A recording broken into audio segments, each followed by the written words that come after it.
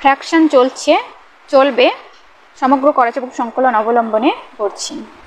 ভক্ত বলছেন ঠাকুরকে, ঠাকুর আমরা কয়েকদিন যাবৎ আপনার সাথে কিছু কথা বলবো বলে আসছি, কিন্তু আপনার একটুকু অবকাশ নেই দেখে সকাল থেকে সন্ধ্যা পর্যন্ত অপেক্ষা করে চলে যাচ্ছি। আজকে কিন্তু সকাল থেকে কামড় খেয়ে বসে আছি, আপনার সাথে কথা বলে যাবই। ঠাকুর বলছেন, কথা বলবে? বেশ তো, আমারও একটা কথা আছে। কোনো নালিশ বা অভিযোগের সুর নিয়ে আমার কাছে কিছু বলবে না। তাছাড়া শোনা কথা বা কান কথার উপরে নির্ভর করেও আমায় কিছু শোনাবে না। এতে আমার সময় নষ্ট হয়, ভালোও লাগে না। আজকাল বেশিরভাগই দেখি কান কথার উপরে চলে, আর তাই নিয়েই অভিযোগের পাহাড় জমিয়ে তোলে। আমি এসব মোটেই পছন্দ করি না। তোমাদের যদি অন্য কিছু বলার থাকে বলো। ভক্ত বলছেন, ঠাকুর নালিশ হিসাবে ঠিক নয়, তবে কিছু অভিযোগ তো সঙ্গে নিয়ে এসেছি। এছাড়াও আমরা এসেছি বর্তমান অবস্থা এবং পরিস্থিতি সম্পর্কে কিছু জানতে। দয়া করে এই বিষয়ে কিছু আলোকপাত করুন না। সকলকেই তো দেখছি যে তিমিরে ছিল সে তিমিরেই আছে। একমাত্র আপনি এ সম্পর্কে সঠিকভাবে কিছু বলতে পারেন, তাই আমরা আপনার কাছে এসেছি। ঠাকুর বলছেন, তাতে তোমার কি হবে? বর্তমান পরিস্থিতি জেনে তুমি কি করবে বা করতে পারবে? শুধু গল্পের মতো শুনবে, হয়তো কিছুক্ষণ হা হুতাশও করতে পারো, তারপর বাড়ি চলে যাবে। এই তো, এর বেশি আর কি কিছু করণীয় আছে? ভক্ত বলছেন, আগে তা নয়, মনটা বড় উতলা হয়ে আছে। ঠাকুর বলছেন, কেন, তুমি কোনো পার্টিতে যুক্ত? পার্টির উত্থান পতনের জন্য চিন্তিত হয়ে পড়েছো? ভক্ত বলছেন, আগে না, আমি কোনো পার্টিতে যুক্ত নই। ঠাকুর বলছেন, তবে দেশের বর্তমান অবস্থা সম্পর্কে সংবাদপত্রের মাধ্যমে ও নানা জনের মুখে তো শুনতেই পাচ্ছ। ভক্ত বলছেন, আগে যা শুনছি তার উপরে নির্ভর করে কি হবে না হবে বুঝতে পারছি না। যা ঘটবার ঘটে যাচ্ছে, যা হওয়ার হয়ে যাচ্ছে, তাই শুধু দেখছি, শুনছি। ঠাকুর বলছেন, বর্তমান পরিস্থিতি সম্পর্কে কি জানতে চাও? ভক্ত বলছেন, চারিদিকে যে রাজনীতির ডামাডোল চলছে, এর পরিণতি কোথায়? ঠাকুর বলছেন, গণিতে যে ফ্র্যাকশন আছে সেটা তো জানো। যতক্ষণ পর্যন্ত কাটাকাটি করা যায় ততক্ষণ কাটাকাটি চলে। কাটাকাটি শেষ হয়ে গেলে তবে তো ফল বের হয়। এখন কাটাকাটি চলছে, চলুক না। ভক্ত বলছেন, এর ফল কবে বের হবে? ঠাকুর বলছেন, বললাম যে কাটাকাটি শেষ না হওয়া অবধি চলতেই থাকবে। ভক্ত বলছেন, কাটাকাটি কবে শেষ হবে?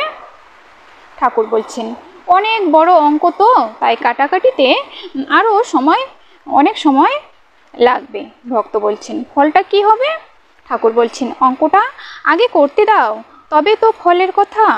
ফ্র্যাকশন করতে করতে ফ্র্যাকশনের ফল কখনো একও তো হয়। ভক্ত বলছেন, ঠাকুর আমরা কি ফল আশা করব? ঠাকুর বলছেন, দুটোই আশা করো, হয় এক না হয় শূন্য। ভক্ত বলছেন, শূন্য আবার কি করে হবে? ঠাকুর বলছেন, কেন, সিম্পলিফাই করনি? প্লাস মাইনাসের সংখ্যা যখন সমানে সমানে গিয়ে দাঁড়ায় তখন রেজাল্ট শূন্য হয় না? ভক্ত বলছেন, আগে হ্যাঁ, তা তো হয়ই। কোনটা হলে আমাদের পক্ষে মঙ্গল? ঠাকুর বলছেন, যদি ফল এক হয় তবে সর্বভাবেই মঙ্গল। সব দিক এক হলেই তবে তো ফল এক হবে। এখন চারিদিকেই চলছে ফ্র্যাকশন আর যোগ বিয়োগের খেলা। গণিতে সরল করতে করতে এক থেকে এক বিয়োগ দিলে অথবা 2 থেকে 2 বিয়োগ করলে ফলাফল শূন্য হয়ে যেতে পারে। ভক্ত বলছেন, সেটা আবার কি? ঠাকুর বলছেন, সেটা হলো নো ম্যানস ল্যান্ড। সেই ল্যান্ডের কর্তা কেউ নয়, সেটার ফল শূন্য, অর্থাৎ সেখানে কারো কর্তৃত্ব করবার অধিকার রইল না, এবং এতে অধিকারের উপযুক্ততার অভাবও বোঝা গেল। বুঝতে পেরেছ? ভক্ত বলছেন, ঠাকুর এরপর কি হবে? উপযুক্ততার অভাবে যদি সবই মাইনাস হয়ে যায় তখন কি হবে? ঠাকুর বলছেন, তখন আবার ঘুরে ফিরে এক হওয়ার মনোবৃত্তিতে সবাই যাতে এক হয় তারই সুচিন্তিত ব্যবস্থামূলক কার্যপদ্ধতির ধারা খুঁজে নিয়ে সেই পথে সবাই অগ্রসর হতে থাকবে। ভক্ত বলছেন, সেদিন কবে আসবে? ঠাকুর বলছেন, তুমি দেখছি একেবারে তড়িঘড়ি করে দিন তারিখ জানতে চাইছো। অত অধৈর্য হলে কি চলে? এখন কাটাকাটি চলছে, আগে ফলটা দেখো এক হয় কি না, তারপর সরলের রেজাল্ট যদি এক না হয়ে শূন্য আসে, যদি যোগ বিয়োগের অর্থাৎ জমা খরচের বা আয় ব্যয়ের মূল্য হয় সমান, তখন দেখবে কিভাবে কোন মতে সমাজ জীবনের ধারা চলতে থাকে। বুঝলে কিছু? ভক্ত বলছেন, আগে হ্যাঁ, কিছু কিছু বুঝলাম, দয়া করে আর একটু পরিষ্কার করে বলুন না। ঠাকুর বলছেন, দেখো, গণিতের সংখ্যা গণনায় 1 থেকে 9 পর্যন্ত গণনা করা হয়, তারপর শূন্য বসানো হয়। 1 থেকে 9 পর্যন্ত উঠিয়ে নিলে শুধু শূন্যই পড়ে থাকে। শূন্য তখন অপেক্ষা করে আর এক এক করে নবরত্নকে স্বাগত জানায়। আমি পূর্ণ হওয়ার সুরে বাধা। তোমরা এসো, আমার পাশে দাঁড়িয়ে আমাকে পূর্ণ করো। তখন 1 বলে আমি যাব, 0 বলে না না, 2 বলে আমি যাব, 0 বলে 0 বলে না না, 3 বলে আমি যাবই, 0 বলে না না। তোমরা একা একা কেউ এসো না, সবাই একত্রিত হয়ে আমার পাশে এসে দাঁড়াও, তবেই আমার পরিপূর্ণতা হবে, আমার মূল্য বাড়বে, তোমাদেরও মূল্য বাড়বে। আমার পাশে যত থাকবে তত তোমাদের মূল্য বাড়তে থাকবে। তখন নবরত্নরা একযোগে পরপর শূন্যের পাশে দাঁড়ালো। এক টানে সকলের মিলিত সুরে শূন্য পূরণ হয়ে গেল। 1 থেকে 9 পর্যন্ত পরপর শূন্যের পাশে থাকলে সংখ্যাটা কত হয় বলো তো? তাড়াতাড়ি বলো। ভক্ত বলছেন, আগে বলছি। তাতে হয় 123,45,67,890। ঠাকুর বলছেন, তাতে কিছু বুঝতে পেরেছো? ভক্ত বলছেন, আগে ভালো করে বুঝিয়ে দিন। ঠাকুর বলছেন, তাতে বুঝলে শূন্য বলছে তোমরা এসে পূরণ করো, আমার মূল্য বাড়াও। নবরত্নরা একত্রিত হয়ে শূন্যের পাশে দাঁড়ানো মাত্রই শূন্যের মূল্য অনেক বেড়ে গেল আর সবাই মিলে একটি সংখ্যা হয়ে গেল। এ তো গেল একটি দিকের কথা। শূন্যের মাধ্যমে গণিতের এক দৃষ্টান্ত দিলাম মাত্র। আরও একটু ব্যাপকভাবে চিন্তা করো, যদি সত্যিকারের দেশ সেবা করতে চাও, সমাজে যেসব স্থান শূন্য আছে, অর্থাৎ যেখানে অভাব রয়েছে, সেদিকে পরিপূর্ণতার দৃষ্টি নিয়ে এগিয়ে যাও, তবেই তোমাদের মূল্য বাড়বে। তোমাদের মন, বিবেক, বিচার, চৈতন্য সব কিছু নিয়ে সমাজের শূন্যের দিকে তাকাও, সমাজকে পূর্ণ করো, তবেই হবে পরিপূর্ণ সেবা। ভবে যে এসেছো, সেই আশা পূরণের আশাই তো রয়েছ। আশারূপ শূন্যস্থান পরিপূরণের জন্য এগিয়ে যাচ্ছ। এইভাবে ক্রমে ক্রমে শৈশব, কৈশোর, যৌবন কেটে যাচ্ছে। আশার আশায় জীবনটা একঘেয়েমি সুরে ক্লান্ত হয়ে পড়ছে না? জীবজগতের সবাই তো কিছু আশা পূর্ণ করতে করতে চলেছে মুহূর্তে মুহূর্তে। তারই উৎসাহে, তারই প্রেরণায় পূর্ণোদ্যমে সবাই এগিয়ে চলেছে। মহাকাশের যে ফর্মুলা বা নীতি, প্রতিটি গ্রহ, উপগ্রহ, চন্দ্র, সূর্য সবাই তা নতমস্তকে মেনে নিয়ে সেই অনন্ত শূন্যস্থানকে পূর্ণ করার আশায় পূর্ণ বেগে ছুটে চলেছে। শূন্যের এমন আদি অন্তহীন গহ্বর যে তা পূর্ণ হওয়ার আশা নেই। গ্রহ, উপগ্রহ, চন্দ্র, সূর্য, নক্ষত্রাদির এগিয়ে চলার বিরাম নেই। এ যেন চলছেই। অনন্তকাল ধরে অগণিত গ্রহ, নক্ষত্র মহাকাশের শূন্যস্থান পরিপূরণের পথে চলেছে। এখানে যেমন যোগ আছে, বিয়োগ আছে, তেমনি আবার ভাগেরও দরকার। আর যোগ, বিয়োগ, ভাগ হয়ে গেলে বাকি থাকে কি বলতো? শুধু পূরণ। শেষবেলায় পূরণের আশা থেকেই যায়। শূন্য অনন্ত, চলার গতিও অনন্ত, পূরণের আশাও অন্তহীন। এর রহস্যের জগৎ চিরকাল রহস্যেই রয়ে গেছে। আবার সেই পরিপূরণের আশায় সৃষ্টিও হয়ে চলেছি। তাই বলছি, প্রকৃতির আদর্শ নিয়ে সেবা কার্যে রত হলেই হবে পরিপূর্ণতা, পাবে দেশপ্রেমের প্রকৃত সুর। তখনই সবাই মিলে এক সুরে আসতে পারবে। দেখছো তো, আবার ঘুরে আসলো সেই একেরই কথা। সুতরাং এক না হওয়া অবধি এই ঝড় পরপর চলবে। এই কথা আজ আমার নতুন নয়। বহু বছর আগে থেকেই বহুবার আমি একথা জানিয়ে আসছি, কিন্তু জানালে কি হবে? রাজার পুকুর আর দুধে ভরল না, জলেই ভরে রইল। সমাজের সকলেই সুখ সুখ চিন্তা করে সুখের স্বপ্নে বিভোর হয়ে রয়েছে, কিন্তু সুখ হলো কই? দুঃখেই তো ভরে রইল। একটু খোঁজ নিয়ে দেখো, সকলের জীবনেই বেহাগের করুণ সুর বাজছে। রাজার আদেশে ঠিক হলো পুকুরে দুধ ঢেলে ঢেলে দুধ পুকুর তৈরি হবে।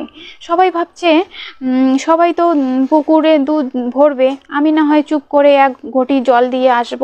এই ভাবনায় দেখা গেল প্রত্যেকেই চুপি চুপি করে ঘটি ঘটি এক ঘটি করে জল পুকুরে ফেলে দিয়ে আসছে। পরিশেষে দেখা গেল দুধ আর নেই, জলেই পুকুর ভরা।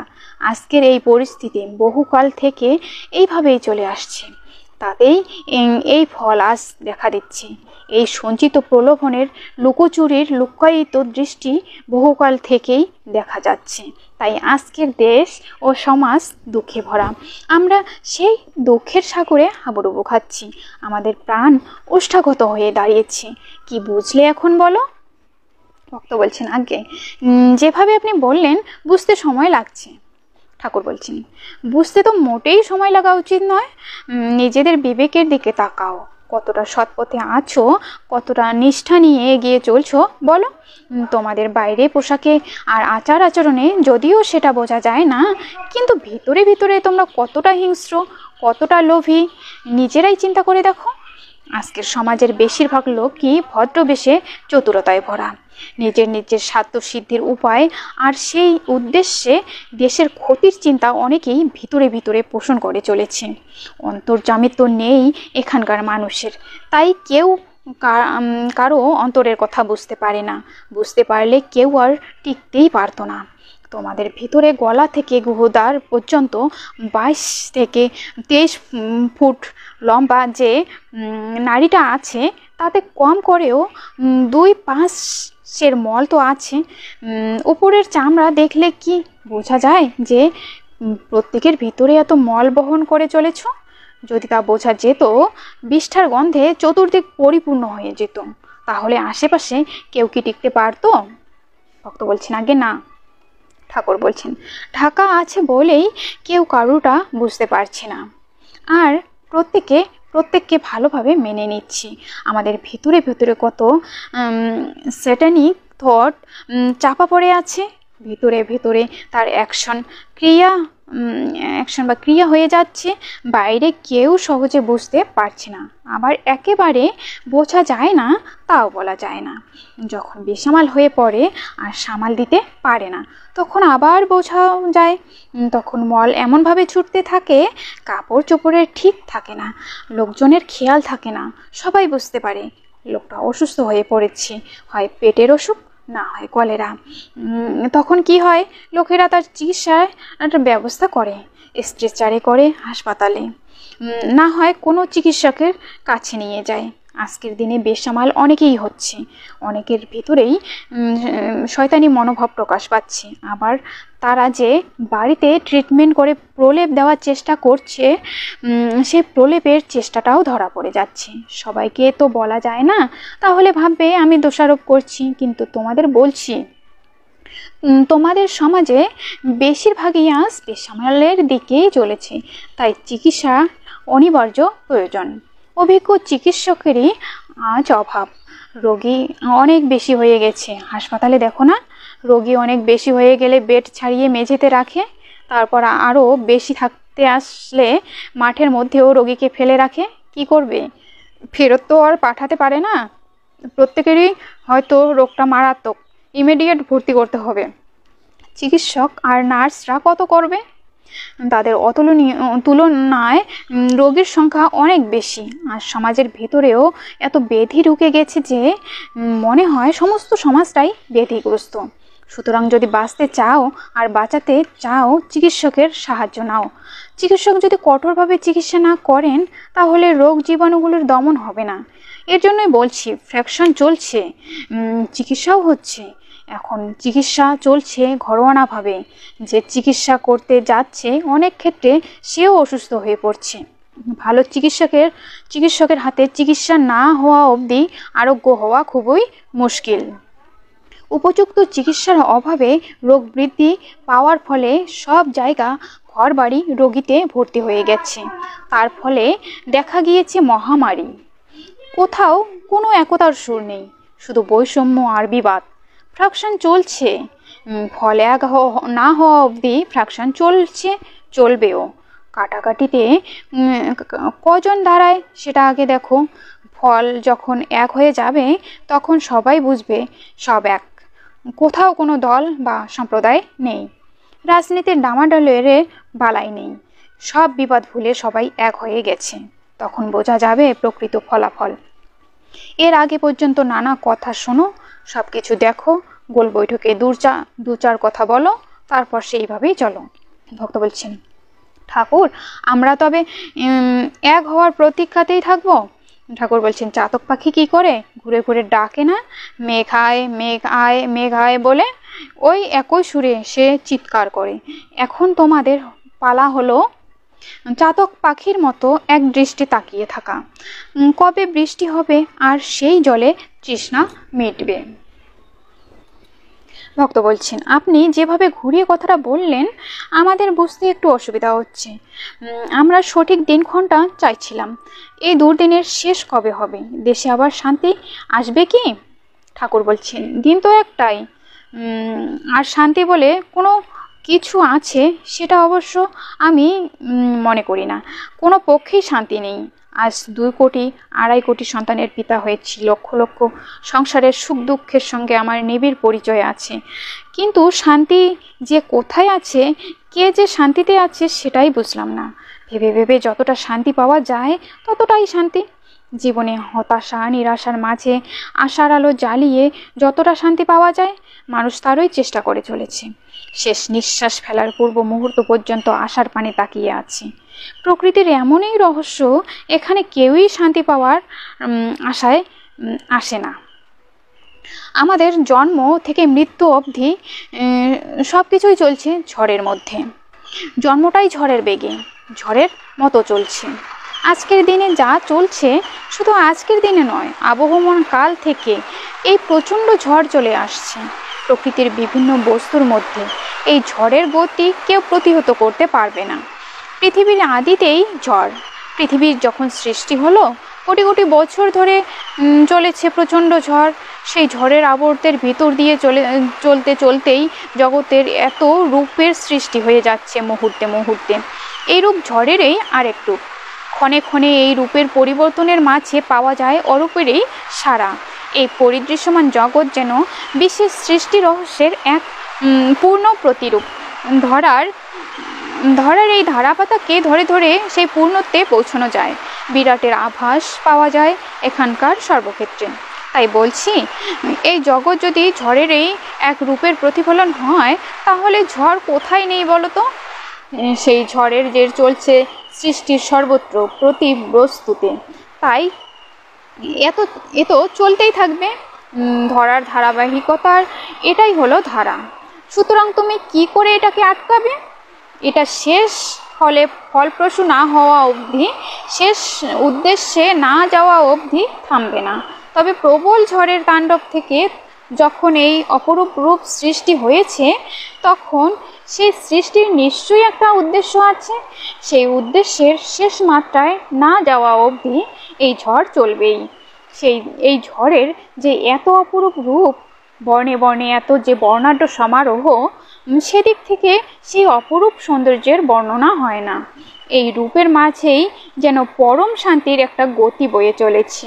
এ ধরা কোনো কিছুতেই কাউকে ধরা দিচ্ছে না, আবার ধরা দেওয়ার জন্যই যেন ধরার এই ধারা। কবে যে ধরা দেবে তাও বলা যায় না। তোমাদের অবস্থাটা কীরকম জানো? সামনে দিয়ে প্রচুর খাবার নিয়ে যাচ্ছে, অথচ খাবার উপায় নেই। আমাদের সামনে সাগরের পাশে বসে আছি, চতুর্দিকে জলে ভরা।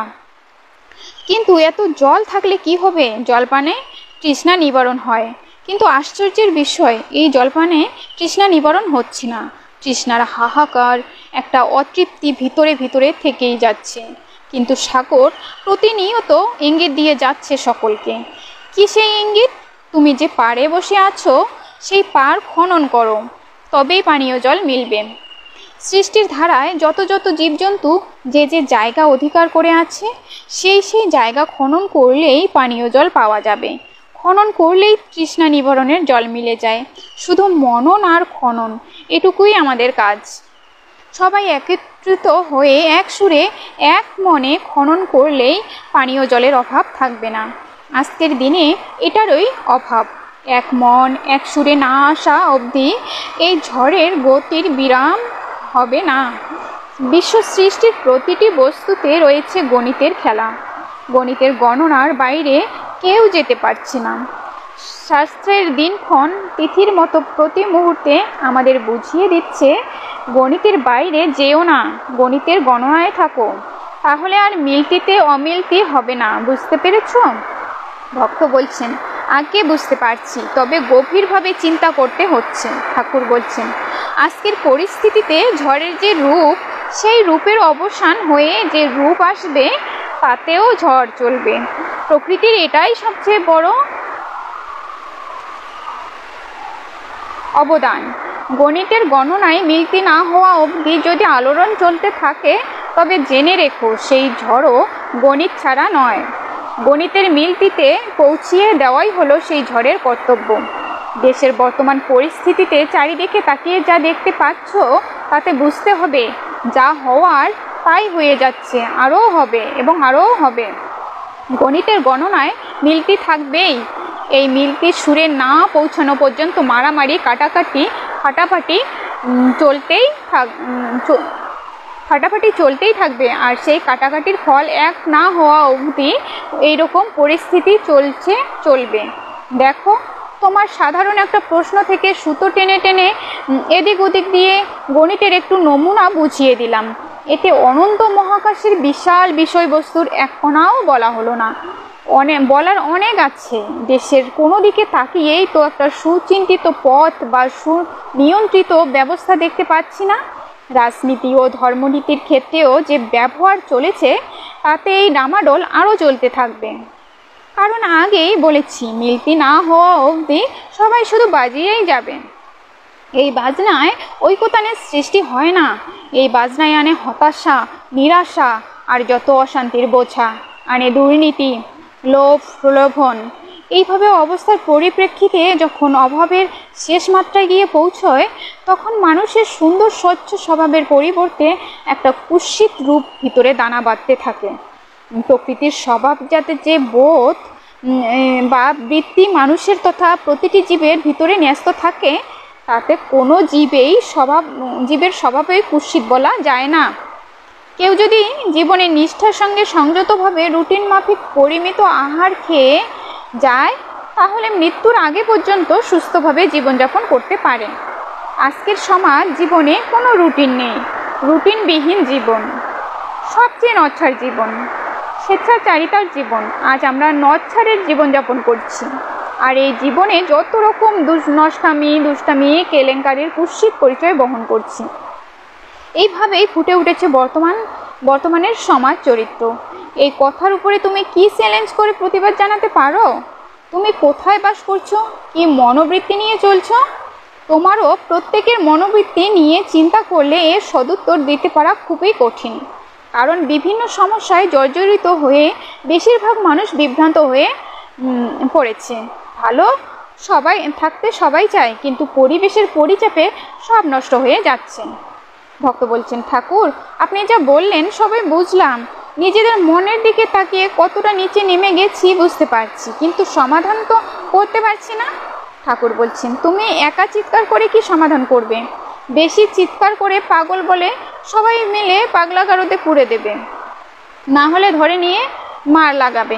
এই তো শেষ বিচার। ভক্ত বলছেন, ঠাকুর, কোনো দিনও কি এই অব্যবস্থার শেষ হবে না? ঠাকুর বলছেন, হবে না কেন? নিশ্চয়ই হবে। প্রকৃতির 6টি ঋতু, গ্রীষ্ম, বর্ষা, শরৎ, হেমন্ত, শীত, বসন্ত কি সুন্দর চক্রাকারে আবর্তিত হচ্ছে। এতটুকু নিয়মের ব্যতিক্রম নেই, গোলমাল নেই। একটির পর একটি পরিবর্তিত হয়ে যাচ্ছে, আর নিঃশব্দে পরিবর্তী ঋতুকে নিজের স্থানটি ছেড়ে দিয়ে সরে দাঁড়াচ্ছে। এরা যখন নিষ্ঠার সঙ্গে নিজ নিজ কর্তব্য পালন করছে, চন্দ্র, সূর্য, গ্রহ, নক্ষত্র, জল, মাটি, আকাশ, বাতাস প্রত্যেকেই নিজ নিজ কর্তব্যে অবিচল থেকে গভীর নিষ্ঠার সঙ্গে জীবজগতের সেবা করে চলেছে। তখন এদেরই সৃষ্ট জীবজগতে প্রকৃতি নিশ্চয়ই তীব্র কষাঘাত থেকে ঠিক করতে নিয়ে যাবে। তুমি নিশ্চিন্ত থেকো, তার জন্যই সেই পুরনো কথা আবার বলছি।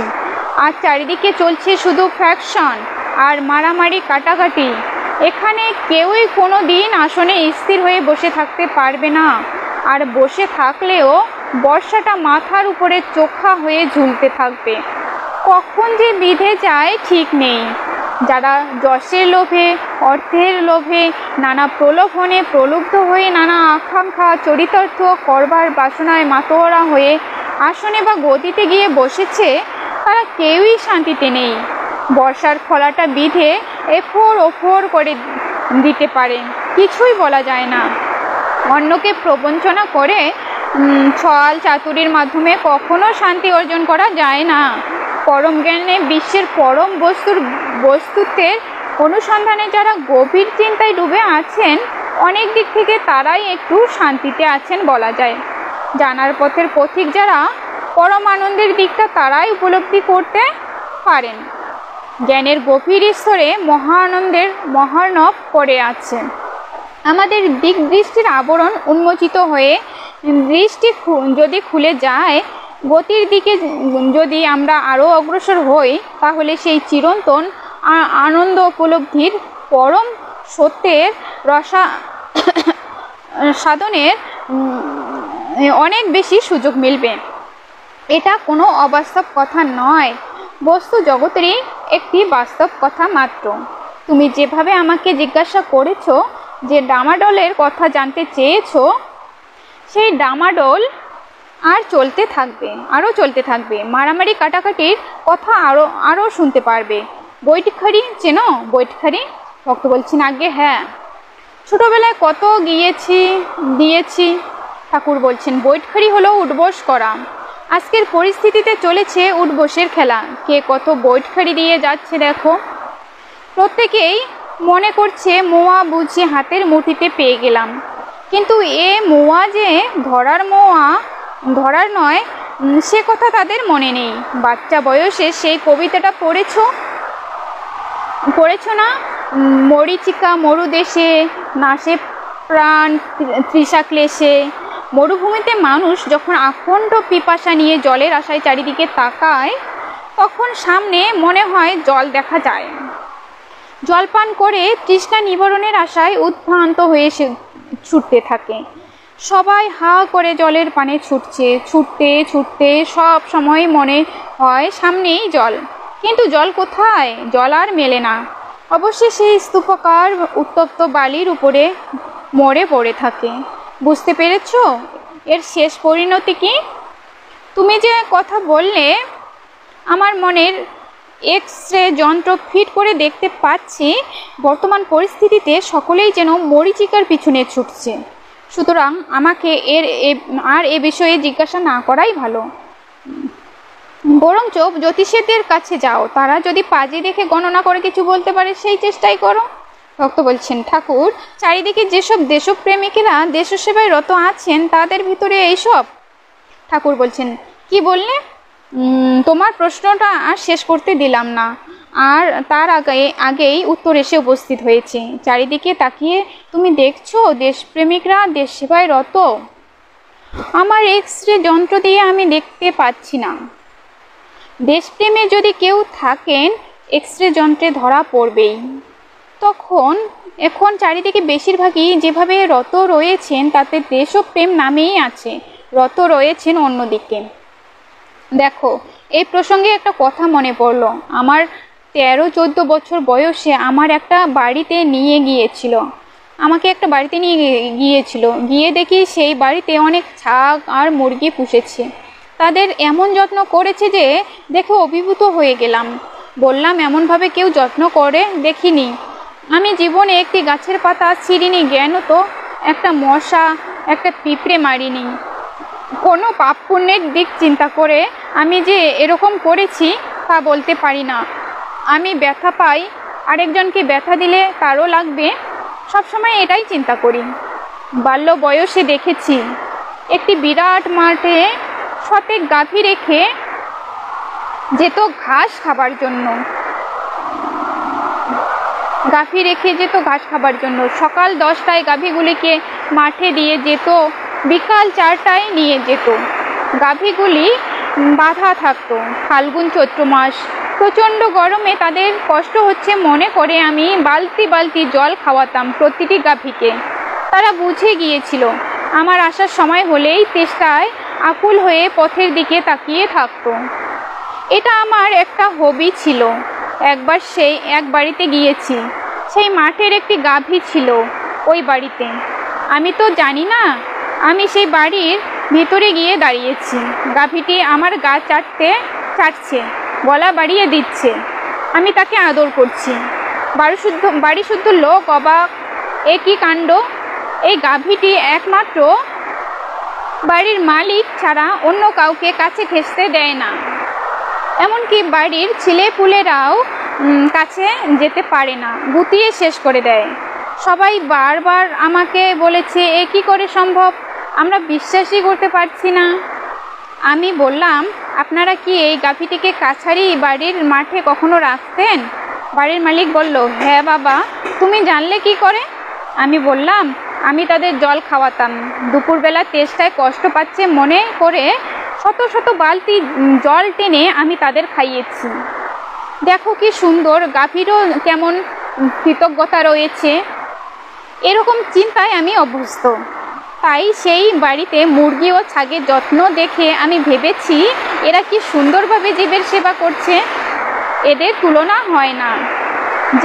সেদিন সেই বাড়িতে ছিলাম, তারা আমার জন্য সিদ্ধ ভাত করে দিল। আমার সঙ্গে আরও 5-7 জন গিয়েছিল, তাদের জন্য আলাদা ব্যবস্থা হলো। রাতে একটু বার হয়েছি, দেখি কতগুলো মুরগির পালক পড়ে আছে। আমি বাড়ির লোকেদের ডেকে তুললাম, দেখো তোমাদের মুরগিকে নিশ্চয়ই বন বিড়ালে বা শেয়ালে খেয়ে নিয়েছে। ইস, একটু সাবধানে রাখতে পারো না? আমি বারবার দুঃখ করতে লাগলাম। তারা সবাই চুপ। আমার সঙ্গের লোকজনও ইতিমধ্যে জেগে গেছে। সবাই সবার মুখের দিকে তাকাচ্ছে, কিন্তু কারো মুখে কোনো অনুতাপ বা আফসোসের চিহ্ন দেখলাম না। আমি বললাম, কি তোমরা কিছু বলছো না যে? কি হয়েছে তোমরা জানো? তখন আমার সঙ্গে লোকজনদের মধ্যে একজন বলে উঠল, ঠাকুর, ওরা আমাদের মুরগি কেটে খাইয়েছে। আমি প্রচণ্ড শক পেলাম। এরকম যে হতে পারে ভাবতেই পারিনি। আমি বললাম, তোমরা ওদের যত্ন করেছো, আদর করেছো এই জন্য? সেই বাড়ির একজন বলল, আমরা এগুলো কেটে খাই, অন্যদের খাওয়াই, কখনো এমনি বিক্রি করি, আবার কেটে মাংস বিক্রি করি। আমি বললাম, এত নিষ্ঠুর তোমরা, এত আদর করে লালন পালন করে এরকম করতে পারছো? তোমরা দেখছি কসাইকেও হার মানিয়ে দিয়েছো। সেই বাড়িতে আর বেশিক্ষণ থাকলাম না, কোনো রকমে ভোর হতেই চলে এলাম। আজকাল বেশিরভাগ দেশপ্রেমের দেশপ্রেমী সুগার কোটিং দেওয়া, তাদের উপরে মিঠে বুলি, ভিতরে তিক্ততায় ভরা।